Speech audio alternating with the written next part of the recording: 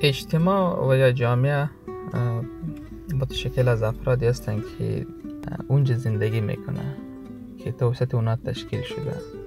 این جامعه افراد مختلف در خود داره، افرادی که دارای فعالیت‌های خوب، دارای شخصیت‌های خوب، دارای افرادی که انگیزه‌های خوب دارن و این است که یک جامعه را به طرف ترقی میبرن. و از طرف این افرادی هستند که نه ای که برای جامعه سودمند نیستن، بلکه برای فامیل و نزدیکان خود و برای خود شخص هم نیست. پس اگر بگوییم شهرت یا مشهور بودن در جامعه به طرف مثبت و منفی هستند.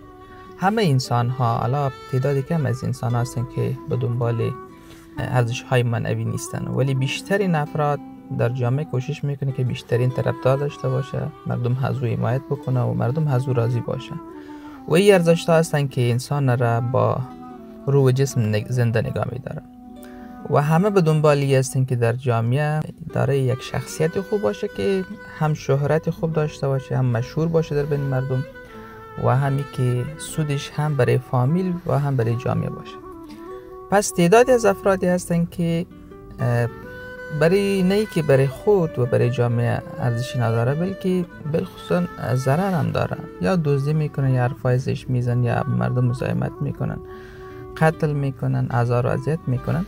و تعداد اندکی در این افراد هست که به دنبال مشهور بودن خودش و یا شهرت، کسب کردن شهرت خودش در فعالیت های منفی به دست میارن.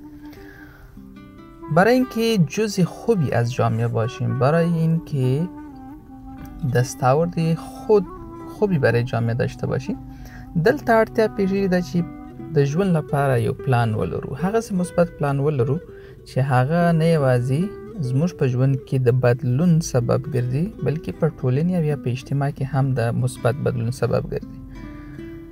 دا په یو مثبتې او ژوندۍ انګیزې کېږي. د ځان او د ژوند لپاره، د ځان او د ټولنې لپاره، د ځان او آیندې لپاره باید موږ تاسو یو شمېر اهداف ولرو. دغه اهدافو لپاره که چیرې هڅه کوو، نو هم ځان او هم ټولنې ته مثبت بدلون رامنځته کوي. دا وخت په ټولنې کې د باور شخصیت هم جوړیږو، په ټولنې کې د مثبت فعالیت یو جوګه هم ګرځو، او یو شمېر خلکو ته کېدلی سي چې موږ تاسو یو ښه مثبته الګو هم وګرځو. نو ژوند د یو خاص هدف سره وکړئ، ژوند د هغه هدف سره وکړئ چې هم ځان او هم ټولنې ته هغه مثبت بدلون رامنځته کړي او ستا لپاره یو معنوي ارزښت سي او ټولنې لپاره یو رڼا سي، د ټولنې لپاره یو بدلون سي.